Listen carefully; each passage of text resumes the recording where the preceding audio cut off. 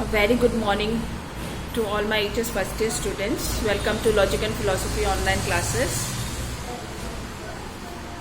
आज का जो टॉपिक है वो थोड़ा सा कॉम्प्लेक्स है, बट वो बहुत इम्पॉर्टेंट टॉपिक है और हर साल ये क्वेश्चन आता ही आता है. That's for sure. Okay, and that also not 1-2 marks but full 8 marks. okay, so आप लोगों को seriously समझना पड़ेगा ये. so it is related to fallacy. मैंने अपने previous video में आप लोगों को fallacy समझाया था. okay, there are 10 rules of categorical syllogism. By breaking the rules or violation of rules, we may commit 8 fallacies. okay, so ये जो fallacies है, it is related to arguments. आप लोगों को arguments दिया जाएगा, फिर आप लोगों को चेक करना है whether उस argument में fallacy है या फिर वो argument valid है. अगर वो fallacious हुआ तो फिर वो आर्ग्यूमेंट इनवैलिड होगा, और अगर उसमें कोई फैलेसी नहीं है, it is according to the rules of syllogism, then it is valid.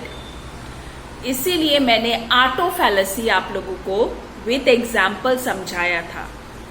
वही सब examples okay are the arguments. जो एग्जाम्पल्स मैंने आप लोगों को समझाया है, वही सब आर्ग्यूमेंट्स, वही सब एग्जाम्पल्स आर द आर्ग्यूमेंट्स. ठीक है. सो मैं आप लोगों को ईयर वाइज सॉल्व कराऊंगी, testing the validity of the argument. Testing the validity of the argument का मतलब है, एक आर्ग्यूमेंट आप लोगों को दिया जाएगा, वो वैलिड है या फिर इनवैलिड है, ये आप लोगों को देखना है. अगर उस आर्ग्यूमेंट में कोई फैलेसी नहीं है और वो सारे रूल्स मान के वो आर्ग्यूमेंट बनाया गया है, then it is a valid argument. But अगर वो आर्ग्यूमेंट कैटेगरिकल सिलोसिज्म का रूल्स वायलेट करता है and it involves fallacy, then it is invalid. So let us start with 2015. okay, और आपका होमवर्क, ये जो मैं ईयर वाइज आप लोगों को करा रही हूँ, यही ईयर वाइज मेरे वीडियो को देख के आप लोगों को घर में प्रैक्टिस करना है. सेम थिंग जो मैं करा रही हूँ वही प्रैक्टिस करना है, and you have to show me tomorrow. Okay, इससे क्या होगा, ईयर वाइज प्रैक्टिस भी हो जाएगा, और अगर आप लोग लकी रहे तो फिर ईयर वाइज से क्वेश्चन भी आ जाएगा, क्योंकि ये फैलेसी ज़्यादातर ईयर वाइज क्वेश्चन से ही रिपीट होता है. That's why I am starting with solving the year wise questions. Okay, so let us start with 2015. 2015 में 2 फैलेसीज आए थे. What is the question? Testing the validity of an argument. okay, you have to test a given argument. Argument has been given. You have to test whether this argument is valid or fallacious. okay, so सबसे पहले एक argument आपको दिया जाएगा. उस argument को आप लोगों को लॉजिकल फॉर्म में रिड्यूस करना है. मैंने आप लोगों को सिखाया था ना, transformation of ordinary sentence to logical form, AEIO. हाँ, सेम उसमें पहले रिड्यूस करना है और उसके बाद देखना है कि उस आर्ग्यूमेंट में कोई फैलेसी है या नहीं. Okay, it seems little complex, but if you will practice you can do, and if you will practice year wise, then I think you will get common. okay, so let us start with our first argument of 2015. all men are not industrious, all men are not industrious, but he is industrious, but he is industrious, so he cannot be a man, so he cannot be a man. So this is the argument given in 2015. So इस argument को सबसे पहले क्या करना है, सबसे पहले इस आर्ग्यूमेंट को लॉजिकल फॉर्म में रिड्यूस करना है. What is logical form? Logical form is AEIO. Okay, जो सेंटेंस जिसमें रिड्यूस हो उसमें रिड्यूस करना है. So let us see. First line, all man are not industrious. इस लाइन का मतलब क्या है? इस लाइन का मतलब है सारे लोग इंडस्ट्रियस नहीं होते हैं. मतलब कुछ लोग होते हैं, राइट? सारे अगर नहीं होते हैं तो कुछ लोग होते हैं. So it will be some. Some man are not industrious. So first line को हम लोगों ने रिड्यूस किया to O proposition. O proposition is particular negative proposition. Some men are not industrious. Clear? Next line. He is industrious. So इसको reduce करने का कोई रास्ता नहीं है. He is industrious. So it will be same. He is industrious. That is a proposition. Now आपके दिमाग में एक क्वेश्चन अभी आ सकता है. A means universal affirmative proposition और इधर में तो he है. Then how it becomes a proposition? क्योंकि we don't know who is this he. This he may be anyone universally. Universally कोई भी हो सकता है ये he. That's why जब भी अगर कोई sentence with he, she ऐसा हो, then we have to reduce it to universal proposition. ठीक है?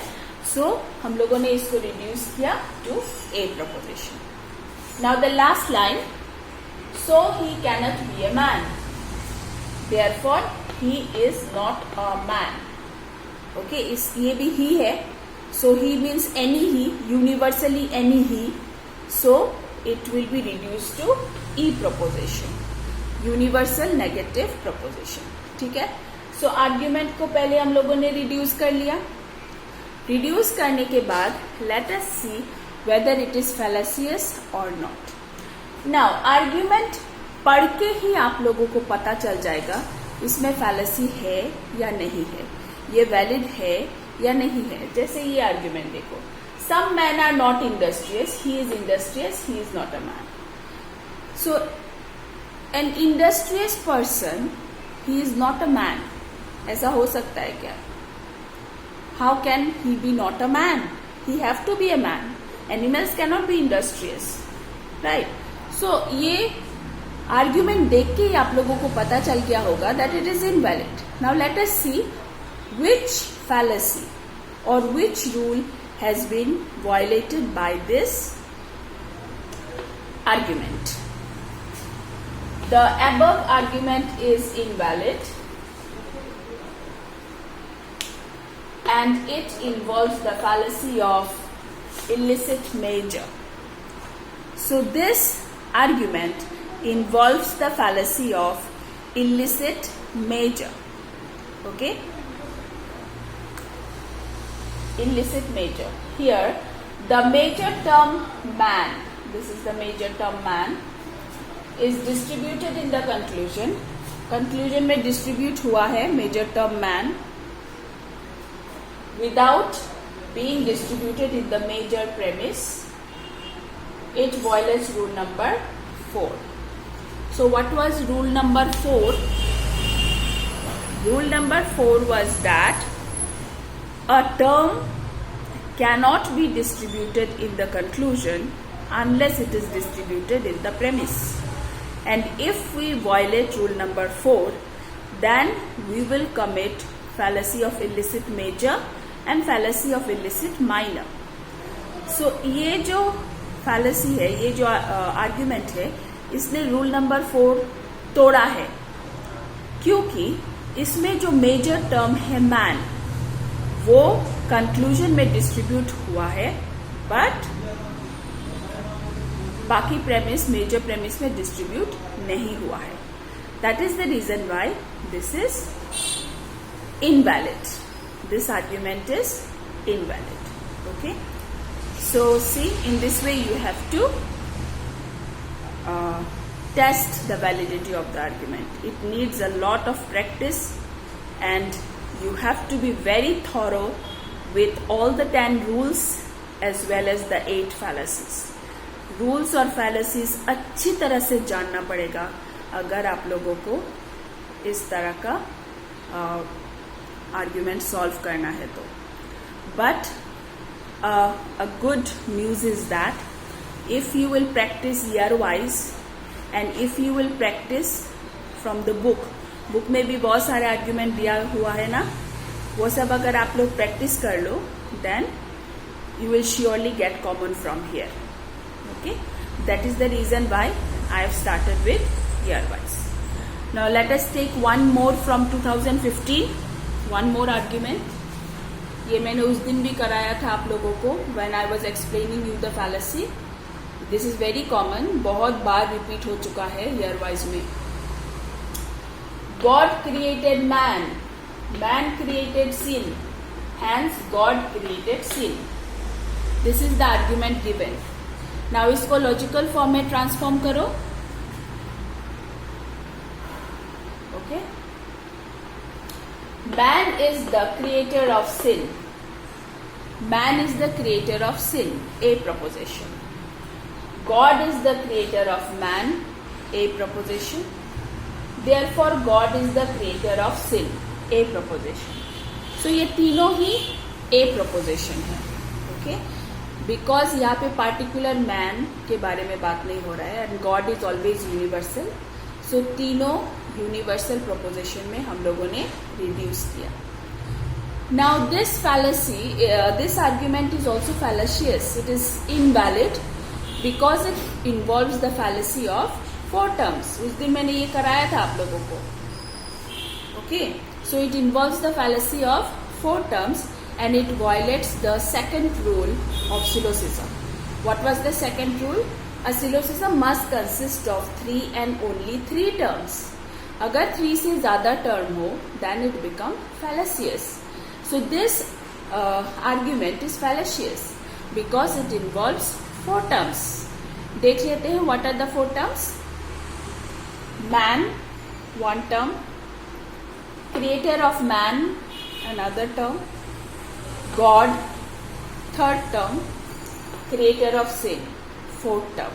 So there are 4 terms. That's why this argument is invalid. Okay. So in 2015 only these 2 arguments were there. So यही आपका homework है. आप अच्छी तरह से ये दोनों प्रैक्टिस करें and you show me tomorrow. This is your homework. Okay. अगर आप लोग ईयर वाइज सारे आर्ग्यूमेंट्स प्रैक्टिस कर लेते हैं और बुक में जितने भी आर्ग्यूमेंट्स है वो प्रैक्टिस कर लेते हैं, then you will surely get common. So don't worry. Okay, and if there is any problem you let me know. But that doesn't mean कि आप लोग